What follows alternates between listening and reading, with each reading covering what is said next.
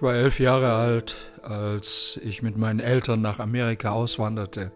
Das war im Jahr 1954. Da gab es noch keine globalisierte Welt. Es war ein völlig anderes Land. Ich war dort nicht sozialisiert worden und deswegen war ich für die Leute ganz anders. Ein Alien. Ich konnte mich nicht so richtig eingewöhnen in den American Way of Life und suchte Zuflucht in der Natur, im Wald. Deswegen wollte ich dann schließlich auch studieren, weil mir die Lehrer nicht sagen konnten, wie die Pflanzen und die Bäume hießen, aber das interessierte mich sehr. Und was mich da erwartete, war ein echter Kulturschock. Die Entfremdung nicht nur von der Natur, sondern die Entfremdung der Menschen von ihrem Selbst. Ich würde heute sagen, von ihrem göttlichen Selbst, die Verlorenheit. Das habe ich da alles miterlebt und es hat mich fast aus der Bahn geworfen. Und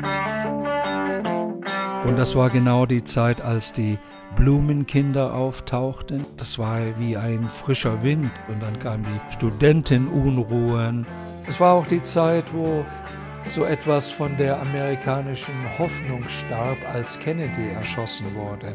In den Ghettos brodelte es, die Bürgerrechtsbewegung, angeführt von Martin Luther King.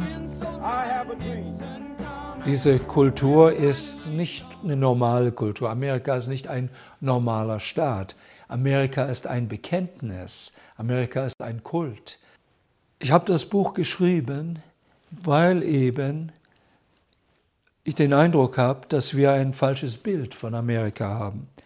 Schon das Entsetzen und die Schockstarre, dass Donald Trump gewählt wurde, das zeigt, dass die Europäer nicht wissen, was wirklich in Amerika läuft, an den Grassroots, beim einfachen Volk.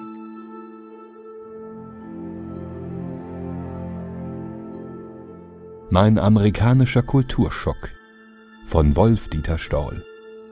Eine spannende, authentische Erzählung, die dem Leser Einblicke in die verborgensten Winkel der amerikanischen Gesellschaft ermöglicht. Eine wahre biografische Geschichte.